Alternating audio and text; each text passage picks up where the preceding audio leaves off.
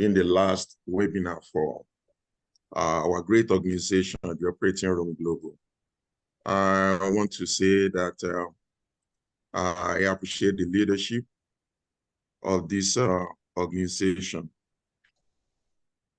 Sorry, as I try to pull up my slide, I want to say thank you to the leadership of this organization, the Operating Room Global. I want to say thank you to all the executive members and all the members, across the world for all you've been doing in terms of quality patient care and optimal patient care within our intraoperative care environment. 1 second, please.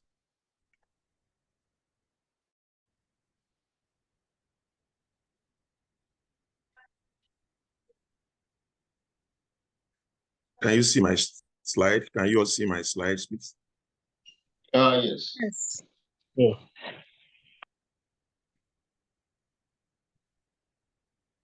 All right. So I know we are from different part of the world. I want to say good afternoon, because afternoon here in the US.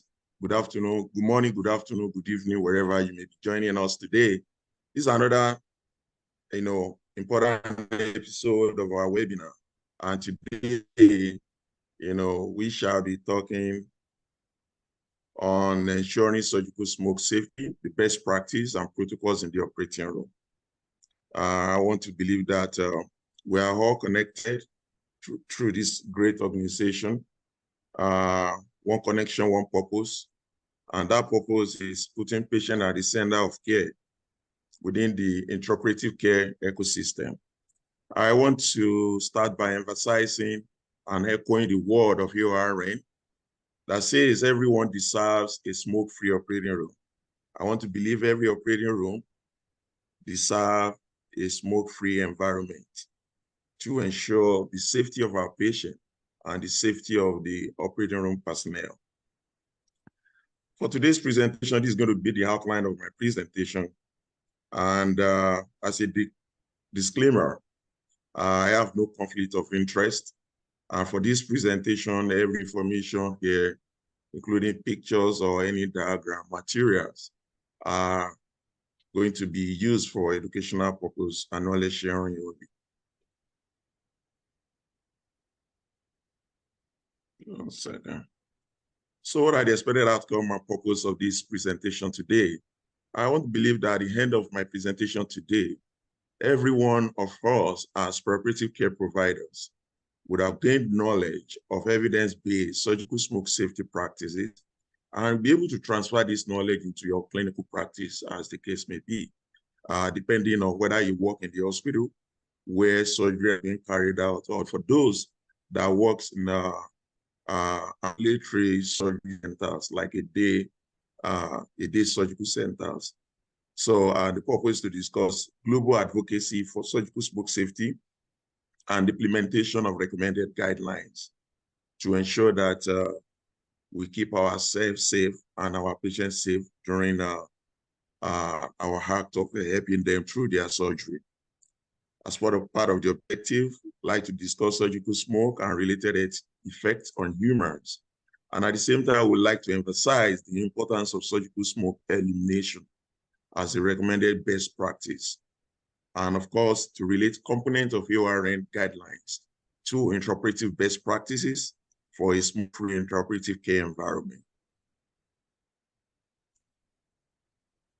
You see, the role of surgical smoke as a source of occupational hazard has become, the subject of much interest and debate within the intraoperative care environment over the past decades. And simply because patients and surgical staff remain at risk of, the toxic chemicals that have been found within the surgical smoke and its related exposure each time energy generating devices or lasers are used, to help our patient either during radiation of a blood vessels or when we want to cut a tissue or even a bone.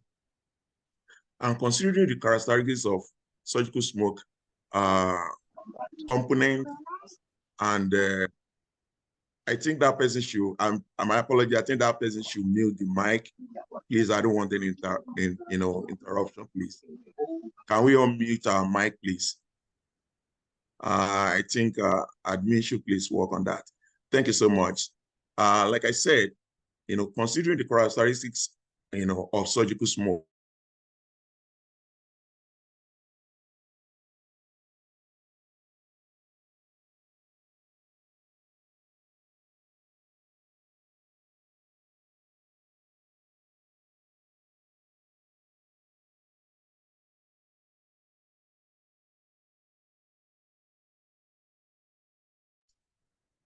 I think you are muted. We can't actually hear anything.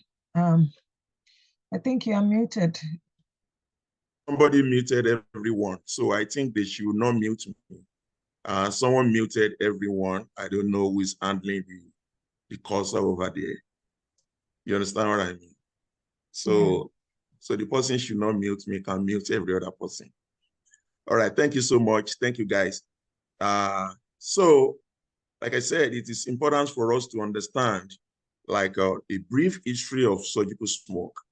For our information, as we may all know already, electrosurgical technology was developed by Harvey Cushing and William T. Povey in 1926. And for many years, scientists have been working tirelessly, to be able to identify and characterize the composition of surgical smoke. Not until 1976, before surgical smoke was first discussed in the literature. And by 1988, the issue of surgical smoke became an emerging health issue to an extent that the Occupational Safety for Health and Administration issued a hazard information bulletin on laser surgery smoke. And by 1989, the National Institute for Occupational Safety and Health Evaluation did evaluation of smoke evacuators for laser surgery. This same organization published a hazard control for surgical smoke in 1996. By the year 2005, the AORN, the Association of Perioperative Registered Nurses in the US, developed a practice toolkit for people to be able to understand the hazard associated with surgical smoke within the intraoperative care environment. And by the year 2016, AORN published the first surgical smoke safety guidelines, which was updated and approved 2021 by the Guidelines Advisory Board of the AORN in the US. To give you a little background about surgical smoke, what are the components of surgical smoke? Surgical smoke has been defined with various research, including AORN, as a vaporous substance. And this particular substance, contains 95% of water or steam, and 5% of it, is associated with cellular debris in the form of particulate matters, according to 2008. Surgical smoke has become a serious issue of both occupational and public health concerns. And scientific studies have shown that surgical smoke contains toxic chemicals, particles that can actually affect the lungs, the blood, and possibly the living and viruses, contain the living cells and viruses and germs, which may affect the health of a healthcare professional working in the operating room care environment, as well as the patient. And based on the composition of surgical smoke from literatures, surgical smoke contains toxic substances such as benzene, toluene, hydrogen cyanide, ethylbenzene, acetone, formaldehyde, just to mention a few of these toxic chemicals. Exposing the truth, surgical smoke is actually dangerous. And it may interest you to know that, according to Pierce et al. 2011, researchers have found that surgical smoke contains 150 chemicals. And out of these 150 toxic chemicals, 16 of them have been recognized by the Environmental Protection Agency as priorities pollutants to show that the issue of surgical smoke within the intraoperative care environment is not a joke anymore, and the advocacy is increasing every day. Unfortunately, our surgical face mask is not enough barrier to prevent humans, we as healthcare professionals, and even our patients from exposure to surgical smoke. Because 77% of surgical smoke particulate matters are actually less than 1.1 micrometers. And also, surgical smoke can actually contain much more smaller particles, even such as HIV, human papillomavirus, hepatitis B viruses. You know, a lot of studies still ongoing about the health effect of surgical smoke on patients, including the perioperative care providers within our operating rooms. I've mentioned this because of, you know, we use energy generating devices in the operating room. For those of us, I believe the people I'm talking to are all at our perioperative room professionals. You know, we use energy generating devices, including lasers. We use ultrasonic scissors, we use electrocautery, depending on what you use in your facility, harmonic, scalpel, thunder beats, different types of ligature as the case may be. And the mean aerodynamic of size of particles these energy generating devices produces when they come in contact with human tissues, you know, it varies greatly according to the type of devices you are being used to provide care for the patient during surgery. So typically, smaller particles are more worrisome in terms of their chemical impact, whereas larger particles are of greater concern in terms of their biological effect.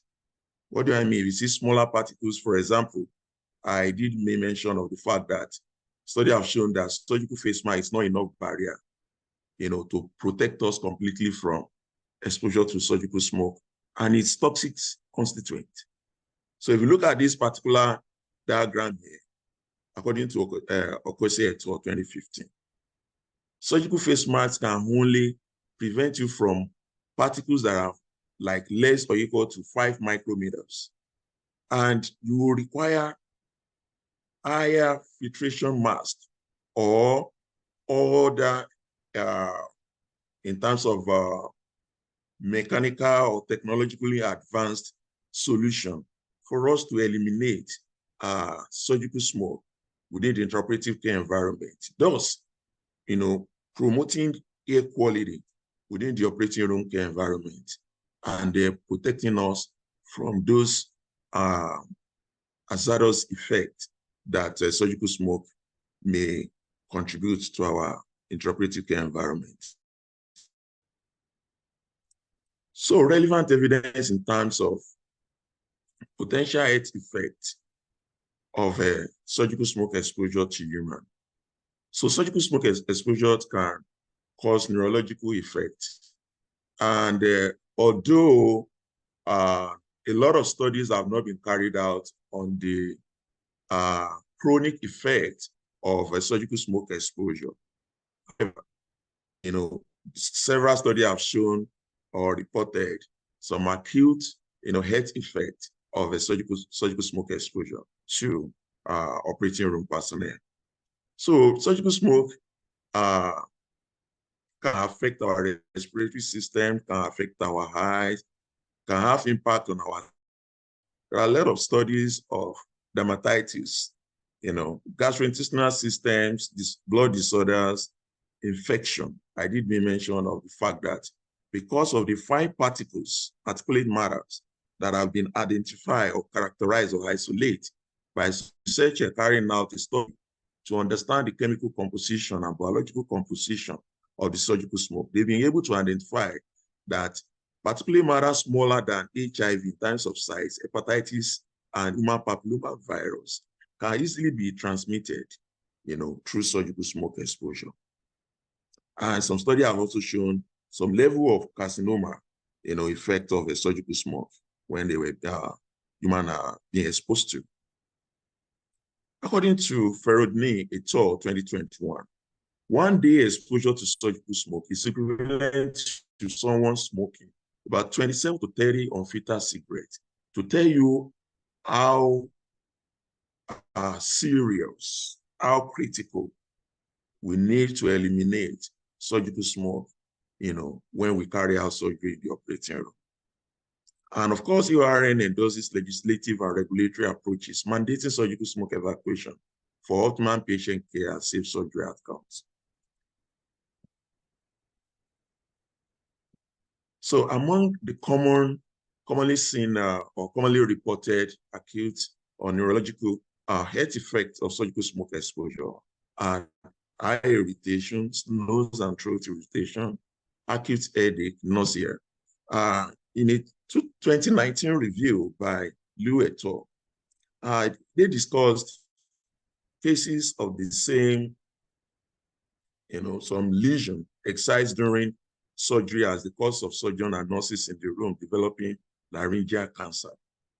To tell you that not only acute or the commonly seen eye irritation, nose, throat irritation, acute headache, as the case may be, are the ones that have been documented in the literature. But there have been some cases or case scenarios, case reports on laryngeal cancer.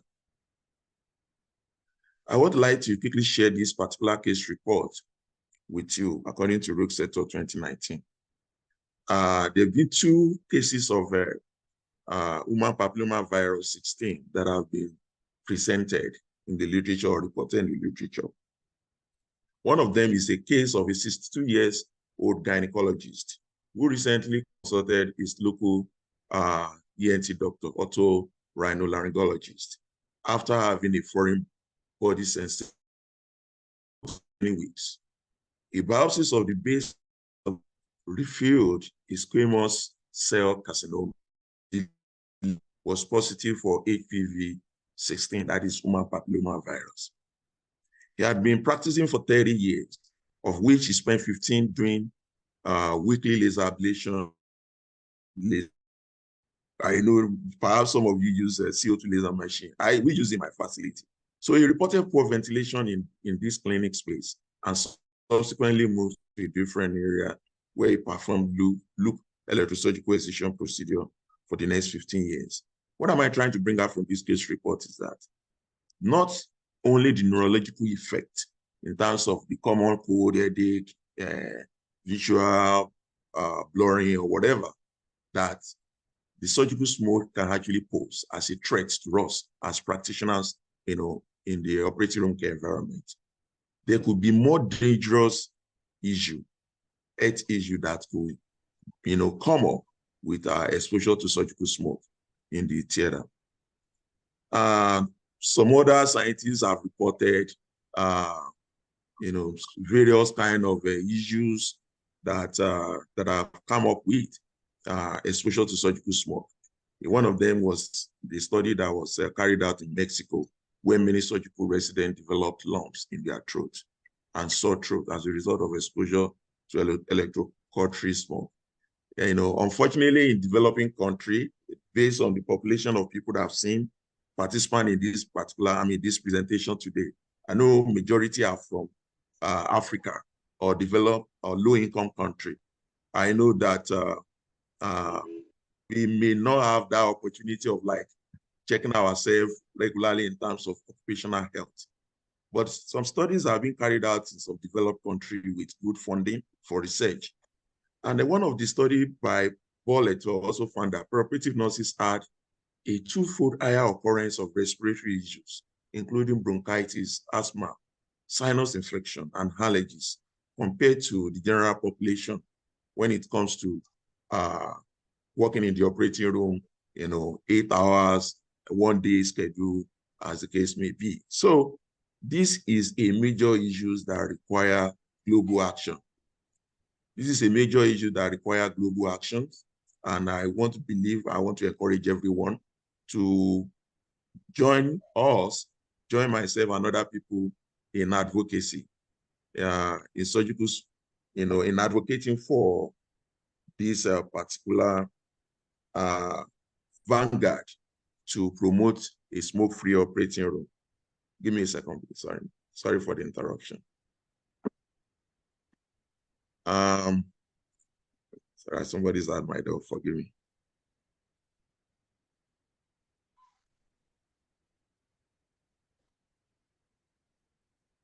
Sorry. All right, sorry for that interruption. I have somebody at my door. So it is important for us to work together as preoperative care providers to ensure that we promote this advocacy for a smoke-free operating room.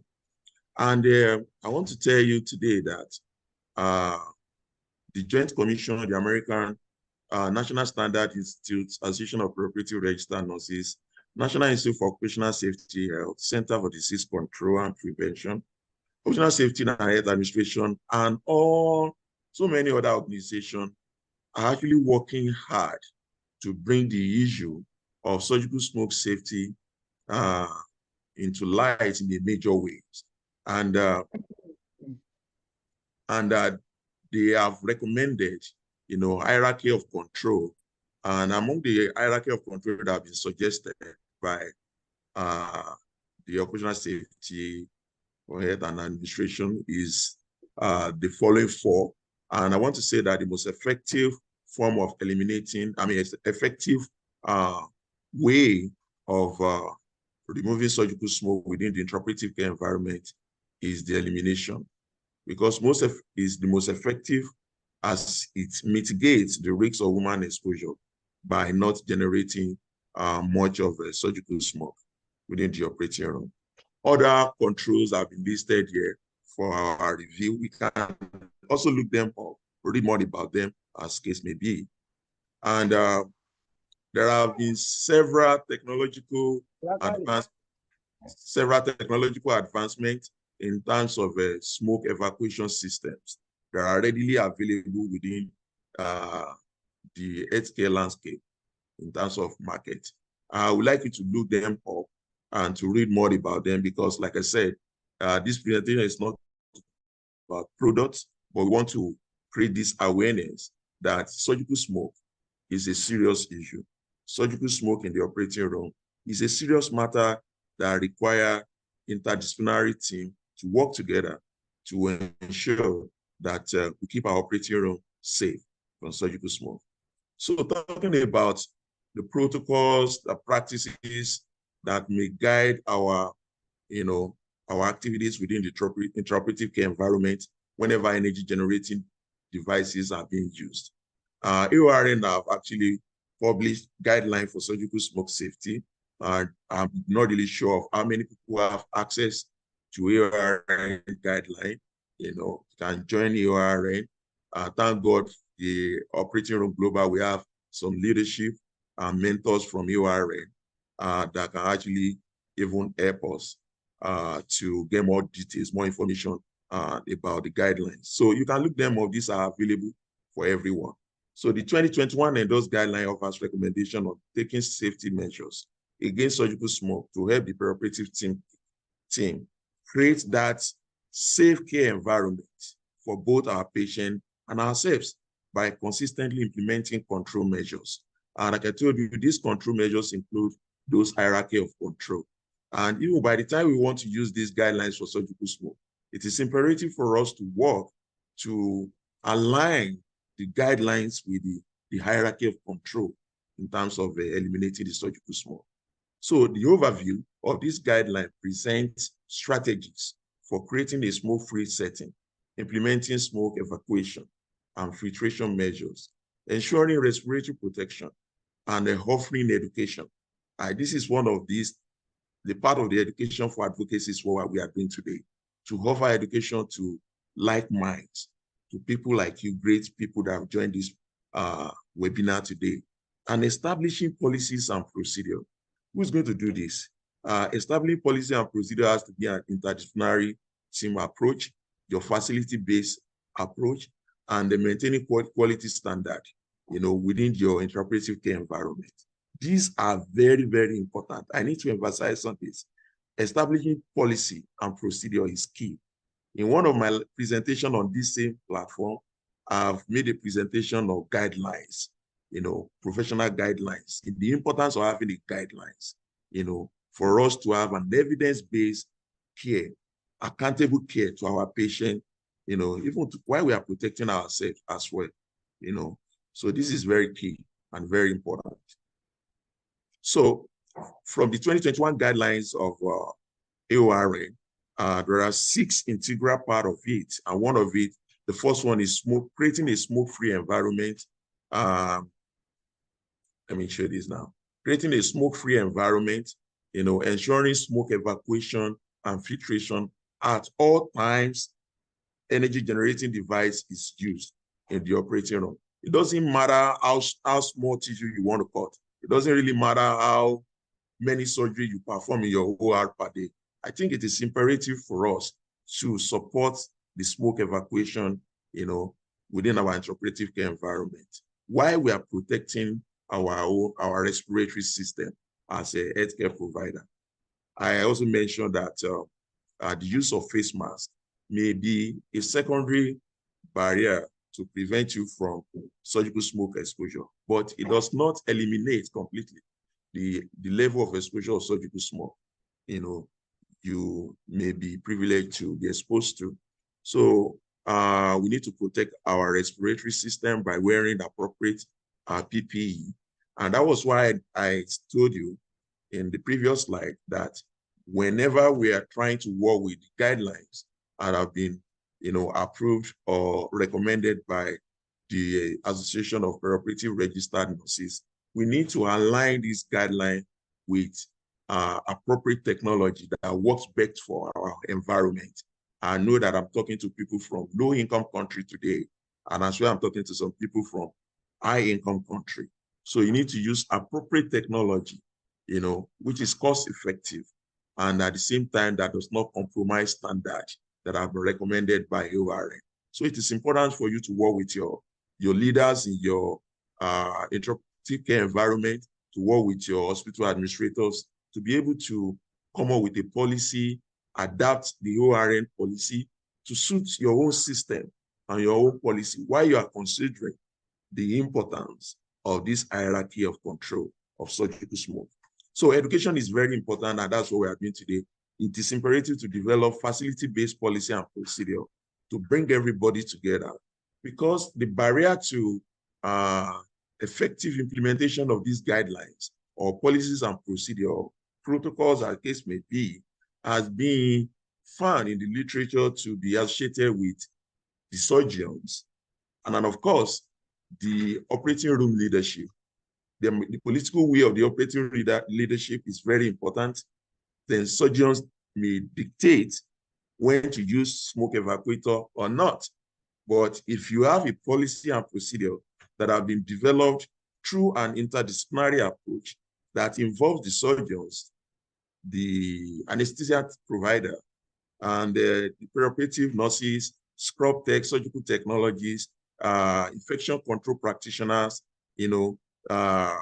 hospital leadership administrators, the policy and procedure will serve as a law, a binding law for everyone, and everyone will follow suit.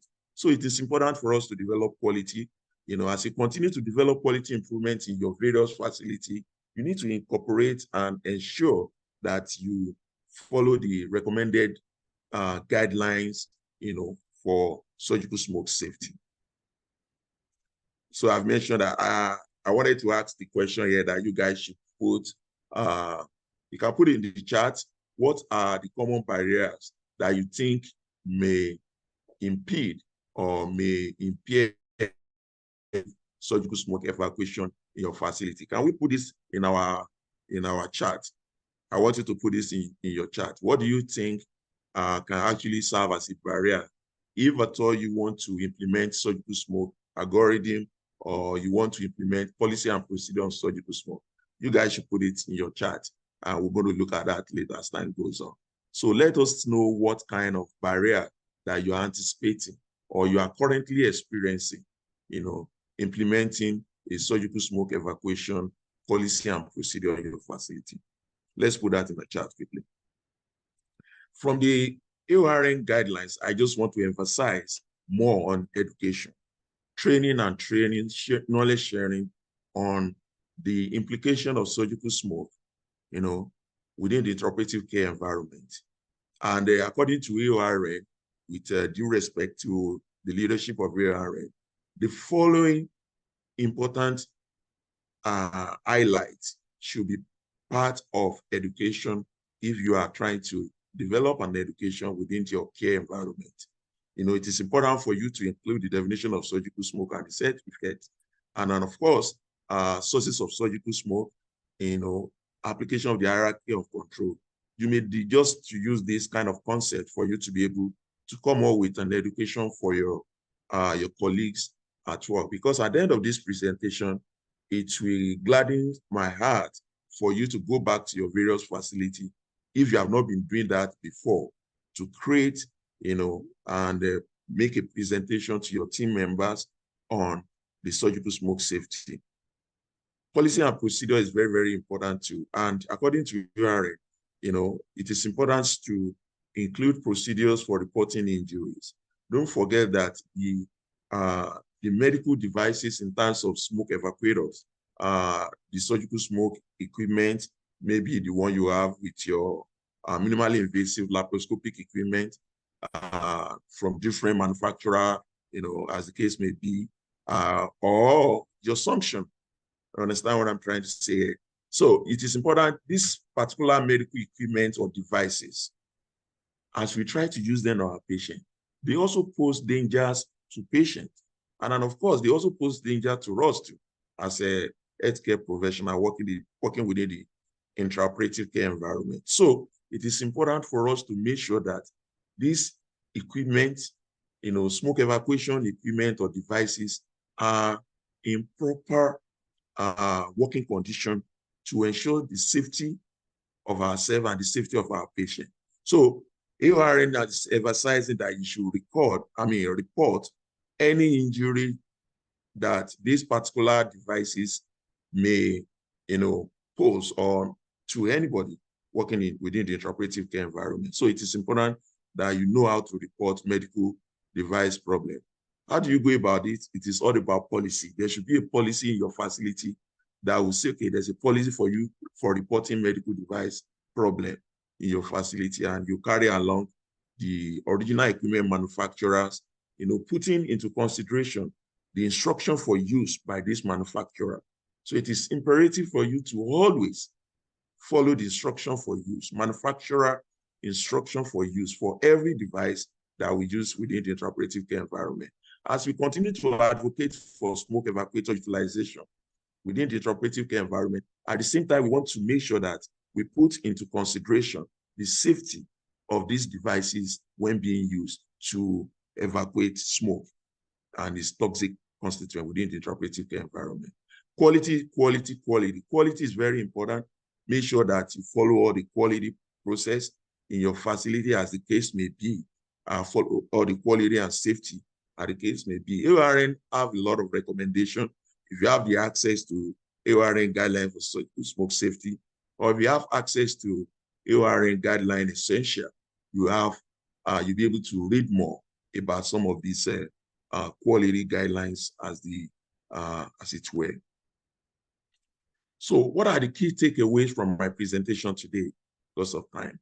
I want you to know that surgical masks do not provide protection against the airborne particles, in surgical smoke. The surgical face mask is not enough barrier. And then of course, surgical smoke should be removed by a smoke evacuation system. You need to think about it. You need to decide together, interdisciplinary team, in your facility to decide what type of smoke evacuation you want to use. For open surgery, there are different type of smoke evacuation devices for open surgery, and different types for laparoscopic procedure, which are already available in our market. And some of them have already been approved by FDA, as the case may be here in the US. So surgeons should assess the potential dangers of surgical smoke. And there is what we call the surgical smoke algorithm. You can decide, AORN out a template for you that your facility can adapt to use for your own operating room care environment. You can have a surgical smoke safety algorithm, which will guide the surgical team decision, in terms of understanding the cost effectiveness of whether to use smoke evacuation device or not. What are those surgeries that require the need of smoke evacuation devices? What are the surgeries or procedures or minimally invasive intervention that will require you using the smoke evacuation devices by recommendation? So you want to really know, you don't just want to be opening your Buffalo smoke evacuation device, as the case may be, or your pencil, smoke evacuation pencil, when it is not needed. So you need to work together as a team to develop an approach for implementation of surgical smoke algorithm that will guide the surgical team decision, on when to use smoke evacuation device and when not to use smoke evacuation device. And I've also emphasized the need for OR staff education about the dangers, associated with surgical smoke exposure. It may interest you to know that in the United States of America today, we have 15 states which have legislative laws on surgical smoke safety. It is so exciting for me to read, to know, almost every quarter, you see a state developing or coming out to say, oh, my state, this particular state, is going surgical smoke free. It is so interesting and so exciting, for me personally to understand that the people are really advocating. Nurses, surgeons, surgical tech, public health practitioners, and infection control practitioners are really working tirelessly to, push for bills, especially here in the United States, to ensure that there is a regulation of surgical smoke exposure to humans, because surgical smoke exposure to humans is dangerous. Surgical smoke exposure to human is very hazardous to our health as individuals. So about 15 states now have really gone surgical smoke free in the US. So team compliance with the use of evacuation devices to minimize potential hazards of, hazard to patient, either to your patient and of course to surgical personnel, is critical. It's critical within the operative care environment if we want to provide a safe care environment for ourselves and at the same time for our patient. So as I conclude, every day, surgical patients and staff are exposed to surgical smoke and its, microbial airborne constituent, which have been generated by the use of energy generating devices such as electrosurgical units, lasers, or other devices. Managing and regulating the levels of dangers and the harmful substances of surgical smoke exposure, is the fundamental strategy for protecting patients and surgical staff. It is the responsibility of our employers of labor to create a safe care environment for us as perioperative care practitioners. So compliance with recommended best practices for surgical smoke evacuation, is, though yet it's not that common now in the world, but it is a bit intricate matter. So we really need to continue to advocate. We really need to continue to talk about it. We really need to continue to share knowledge about it to ensure that where we carry out surgery that require the use of energy generating devices, your lasers, your ligature, your harmonic scalpel, and even, or your saws, power saw blade when you use in orthopedics, you have to use smoke evacuation devices and eliminate surgical smoke from the source. So institutionalized policy and procedure for perioperative care is imperative to providing surgical smoke safety, optimal patient care, and safe surgery outcomes for patients. I have the following resources for you guys. You may look them up. AORNA resources are available for use. You can go to AORN website to get access to Guideline Essential, and you'll be able to download tools, roadmaps, case studies, and some of the presentation that you may use to provide quality education on surgical smoke safety and policy and procedure within your home care environment. So this particular code, this slide will be shared with you. The Guideline Essential, you can scan the code, you have access to Guideline Essential, and it has a lot of comprehensive information that we can adapt as individual or as a collectively as a team, working in a different perioperative care environment, for you to be able to drive policy and procedure, and get approval from your organization, your healthcare establishment, to ensure that you have a smoke-free environment.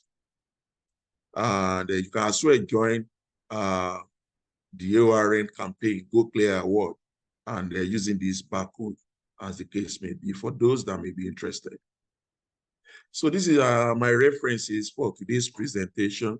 If you have any question, you can signify by raising up your hands, or you can put your question in the general chat. Thank you for your time. Thank you for listening. I hope I'm within my time limit. Thank you. Thank you so much, sir. Thank you for your lectures. I'm sure that every one of us has picked one or two things which we can ruminate and work on in our various establishments. Without wasting much of our time, I would like to ask our participants if you have any question by 65.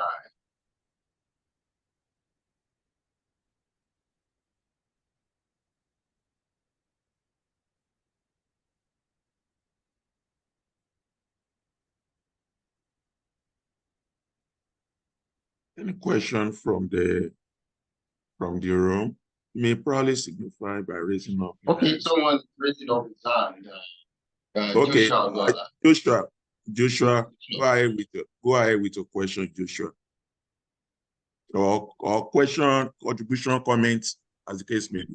Good evening. Thank you for the presentation. Thank you very much. I just want to ask, in low and medium countries, like Nigeria, how do we partner together? Because this struggle is not, like you have said in the presentation, it's a collective struggle.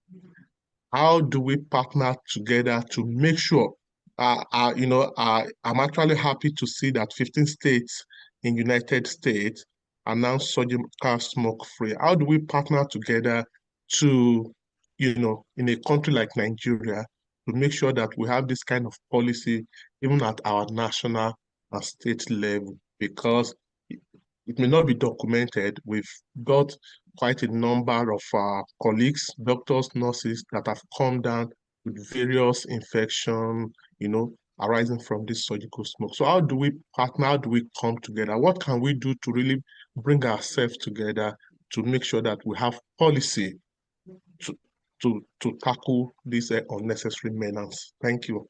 Thank you. Awesome. I think another. Do you want to answer that, sir? I want to answer that question. Yeah, awesome. Okay. That's amazing. Yeah, that's a good insight into today's presentation, Joshua, and thank you for your contribution from the UK. I want to say that, this requires our interdisciplinary team approach, especially in the developing country of the world, in a low-income country of the world. It requires the political will, if I may use the word, political will of the operating room leadership. Operating leadership. So to start with, the first thing we need to do is to create the awareness. Let's start by creating the awareness of the occupational health hazard associated with surgical smoke exposure to humans. If you do that within the intraoperative care environment, then you can build a coalition for change implementation. We need to first create that awareness. We need to build a coalition, bringing everybody together, making a presentation, having a visionary leader. Somebody needs to champion this in your operating room environment in every low-income country of the world. Somebody needs to talk about it. I know there may be some challenges in terms of cost implication. Cost implication, in terms of cost implication, and the facility may say, no, we don't have money for it. But just keep on talking about the health effects. And you can develop, we can start working with your research, do little research to be able to sample opinion of your healthcare provider. How many people will want to work in a smoke-free operating room environment? And with that, you can now, do some level of consultation, follow the recommendation guidelines of the Association of Perioperative Registered Nurses, which is readily available, and they adapt it and present it to the hospital management board, as the case may be in your facility, especially in a low-income country. I know it is not going to be easy. Excuse me. It requires everybody to come together as a team, including our professional organization in a low-income country. Professional organization can play a pivot or a greater role in ensuring that this particular advocacy, is well driven to a positive conclusion. So that's what I would say. Continue to create the awareness and a little bit of consultation, work with the surgical team to drive the process, and develop a quality improvement project for a new change implementation in your facility. So next question. Thank you so much, sir. Adewaye, you can unmute yourself to ask the question. Good evening, sir. Thank you so much for the presentation. I have two questions. One of it, Mr. Joshua already asked that question, but I actually want to ask in terms of, he's talking about maybe partnership. I'm actually looking at the aspect of maybe bringing maybe company to low-income country for a kind of maybe partnership in terms of sponsorship. I think you've explained that until what will develop awareness and light. So is for we low-income country, we are not there yet, but we have our own way of smoke extraction in the operating room, which is not so effective. Let me say that, using of suction machine to suck out smokes. But over the time, particularly one of the surgeon, we always ignore, we always discourage that study have shown that it's not a serious effect on the body. So it's something that we can absorb and get out of it. But most time, like the effect on our system is so obvious. So I want to ask, my question on that is that, is it that the level of their awareness from developed country, or they just come to low country to ignore it? And how can we do well, especially for the surgeon, to convince them using our low, as in our own way of extraction, like using of suctioning machine?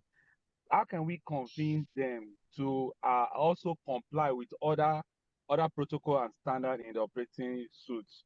That's my question, sir. Thank you so much for this question. For low-income country, I will still reiterate the fact that creating awareness is very important, because if you ask some people, they will tell you they do not know.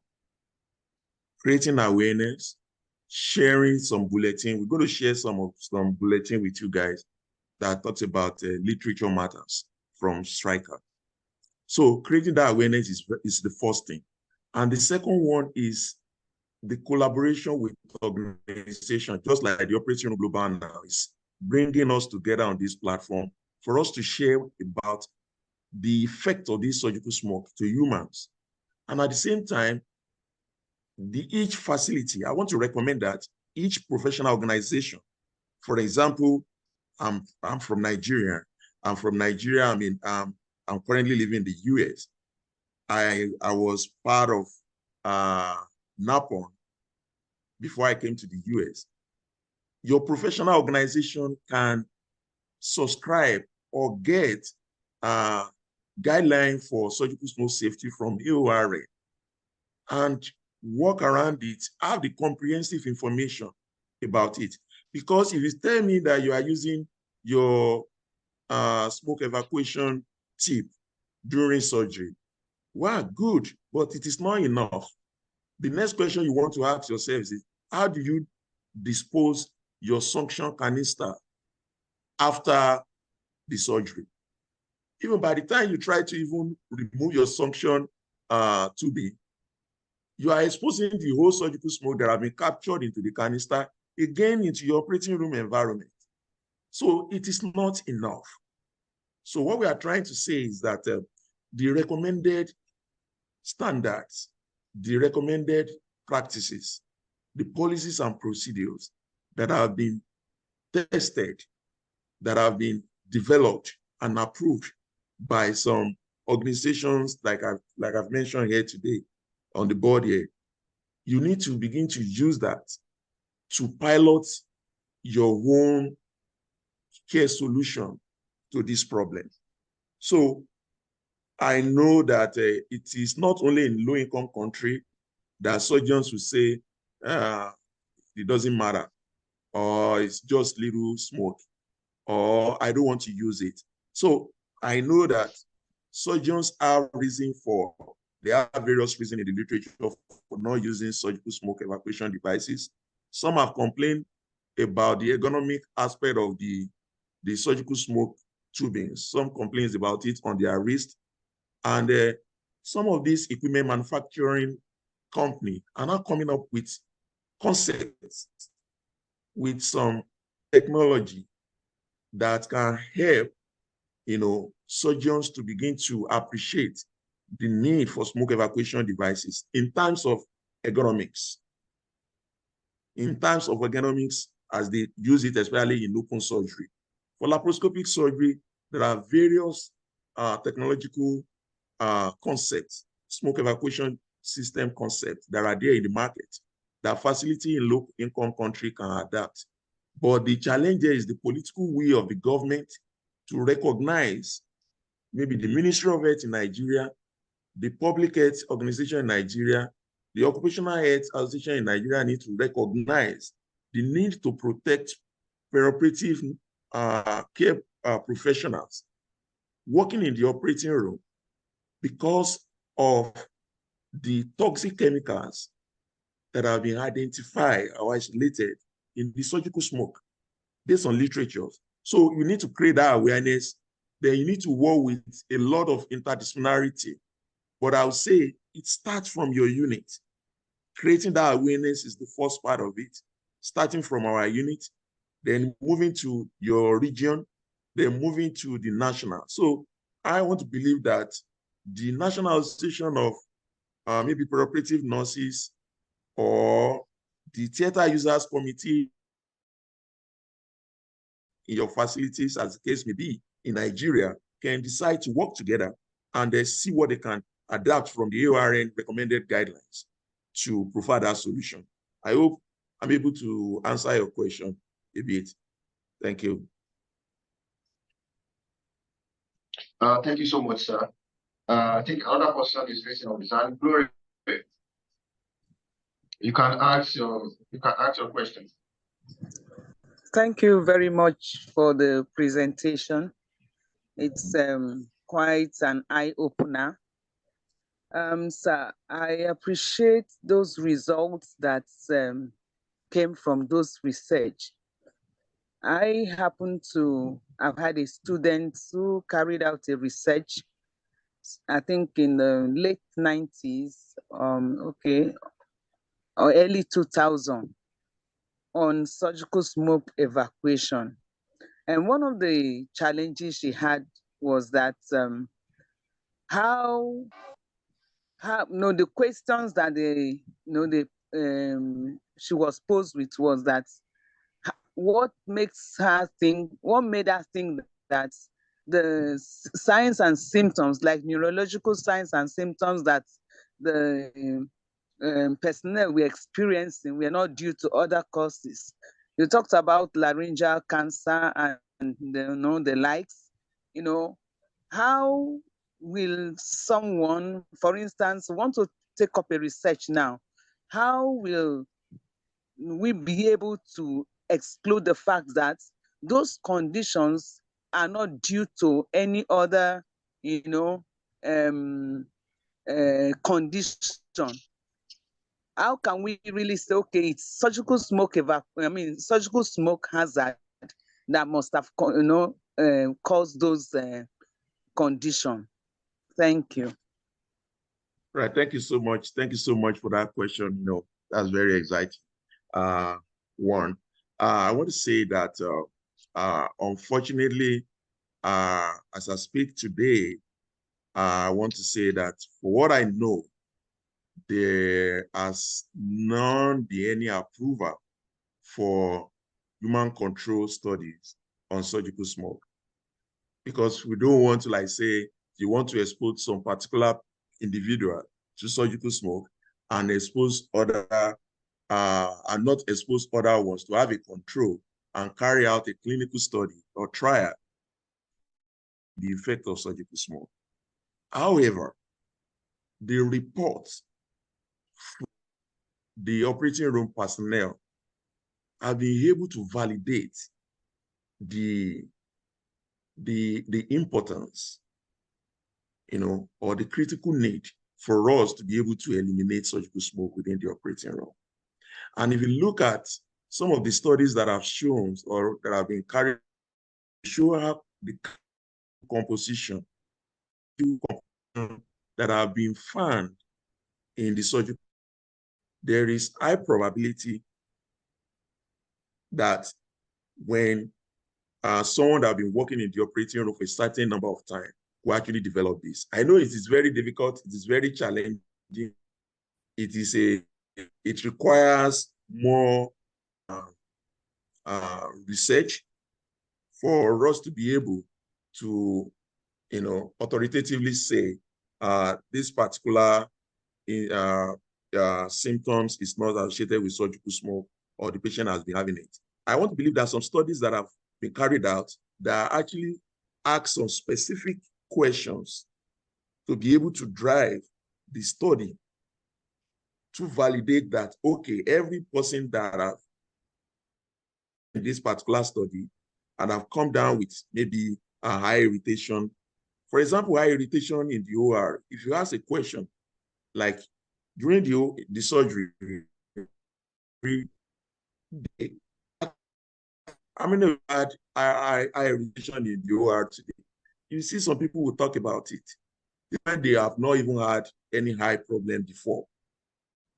So if you ask some people nausea, of course, when they're not having any other disease or pathophysiology of disease condition that may warrant them to come up with nausea and vomiting, even the odor of surgical smoke just lead to that nausea and vomiting. So what the study we've been trying to do, or what I've been saying, is like a real-time study that they ask the staff and they try to rule out all the outliers in the study. So I know it could be a challenge in Nigeria, in Africa, and the more we need to do more research, the more we need to participate in research. Unfortunately, in our African setting, people don't want to participate in research. It's very so that question that being asked by those people that have challenged the researcher, questions are actually valid. So the question is valid, but we need to do more research to make sure that differential diagnosis, symptoms, and whatever, and we're able to take care of the outliers in any of the studies we are doing. So they need to ask some specific questions, and they need to have some questions that will be able to the study It depends on the research methodology. So that's what I would say. But we need to continue to do more research about it to be able to work on it. I know a lot of work is going on. A lot of people doing studies on surgical smoke, and some of the literature is out there for us to also look at. Oh, thank you so much, sir. Is there any other question? Sir, to buttress I federal is carrying to this. So one of my colleagues called for that case. So as they started, we encountered some bleeding. So the surgeon is trying to neutralize those bleeders, and that one generated a lot of smokes. And that smokes, the person that scrubbed within 5 minutes. So another person has we have to learn pad and remove her from that place. Another person scrubbed. So we later noticed that because of that, the odor of that, burning of that blood vessel that caused that patient to, for that person to got faint, both fainted. So another person scrubbed. The surgeon even specifically asked them, can you please suction that smoke? And the person is doing that, we are able to arrest it so that everybody has to move because of that smoke, that time that caused that person to faint out. So I think that's the major thing, that when we have some people that have a knowledge of what's going on and try to read the environment and see what happened and what can be done to prevent something like that. Thank you so much, sir. Yeah, thank you. If I may jump in, I don't think it's just the odor that made the person to faint. I want to say that don't forget, among what I've said, one of the constituents, the chemical constituent of surgical smoke is hydrogen cyanide and the carbon monoxide. And you know, when you inhale too much of carbon monoxide, we know the implication on our blood circulatory system. You understand what I mean? So we are not here to talk, I'm not here to talk about pathophysiology or some disease condition as it relates to surgical smoke, but to create that awareness that we need to talk about this. We need to take this seriously in our care environment. We need to continue to talk about it. We need to do some certain unit level studies, ask questions, let your colleague answer the questions, and push it to your OR leadership. Let the OR leadership push it to the association, push it to the, what do you call it, the operating room theater users committee to talk about all this. It's very interesting to know that I am starting my studies on this. This is my dissertation for my doctoral program. And apart from that, a lot of doctors have been calling me from different units now that I should come and give this presentation to their department. They want a departmental-based education. But if you do not tell them, now, let me share this with you. A surgeon made mention of the fact that he got to his house and the wife told him that he was smelling like a barbecue. That, no, don't come near me, you are smelling like a barbecue. So with that alone, it changed the surgeon orientation. Since that time, this orthopedic surgeon has been using smoke evacuation devices for all his cases. So as simple as it may even affect our family, we need to talk about it. So it is important, and I just want to encourage us that you should all be the advocates. You know, you should be the advocates of this campaign for smoke-free operating room across the world, because the surgical smoke and its toxic chemicals are very dangerous to our health and to the health of our patients. Thank you so much. Thank you so much for the presentation, sir. I would like to call the founder to round it up when there is no any other questions. Thank you so much, Mr. Idris. Thank you, Mr. Johnson, for the presentation. It's an eye-opener. I think it's needed. And from everything that has been said, collaboration is key with leading organizations, with leaders of operating room. And that is one of the reasons why we are actually pushing this. Because on surgical safety, this is the third webinar we are having on surgical smoke this year. And we want to advocate that every operating room should be smoke-free as much as possible. And I think one of the ways we can push that, as I know a lot of Nigerians mention that, and especially in African settings, low and middle income settings as well, many people mention that. So I think we should incorporate this topic into one of the sessions at the upcoming conference as well, so that key decision makers and policy makers, especially in low and middle income settings, they can actually learn and see and know what surgical smoke is about. And as been mentioned already, according to AORN as well, it was published that daily surgical smoke inhalation in the operating room is actually equivalent to smoking 27 to 30 unfiltered cigarettes. So daily. So it's equivalent to that. And if a person, if you say, oh, you don't smoke, you don't drink, you don't do this, but you go to your work environment only to go and inhale 27 to 30 unfiltered cigarettes every single day, that is disastrous. It's disastrous for anyone, regardless, even if you are a principled person that you don't smoke, you don't drink and things like that. So hospitals actually need to adopt the technology that catches the smoke and vacuums it out so that it never escapes the surgical site. And that is what we are pushing for. I think we should bring that to the conference and let key decision makers actually know more about it. We're going to start from the awareness. I think TORG can actually, we can come up with the guidelines as well that can be adapted, because we have most of our leaders, some of our key leaders in TORG, they are AORN leaders as well. So they can help us with the guidelines. We can adapt that for TORG, and then African settings would be able to use that freely, and then bring that, like organize a training and retraining session in their facilities. And we can see a way whereby we can actually work with these companies, because we have a few of them. We can work with the companies so that they can get affordable options for African settings, and that can be implemented, even if it's just one per facility to go on trial for like 6 to 2 months.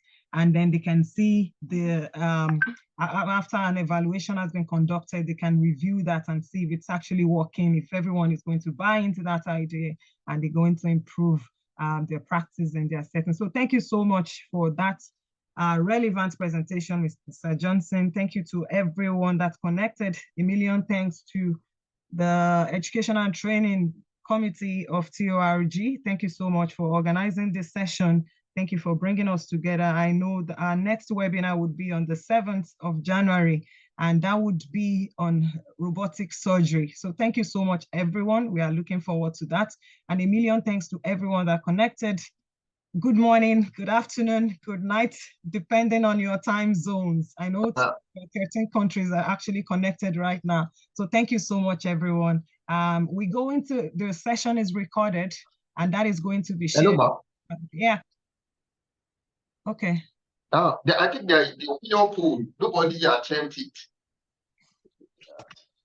Okay, I think, yeah, there's a post-evaluation one that people can actually fill as well. We can publish that link, share across when we're sharing the recording and the documentation for this webinar. So it's going to be published and everyone is going to have access to that. So thank you, everyone. Good night, good morning, good afternoon. See you on the groups. Good night, good afternoon, good morning.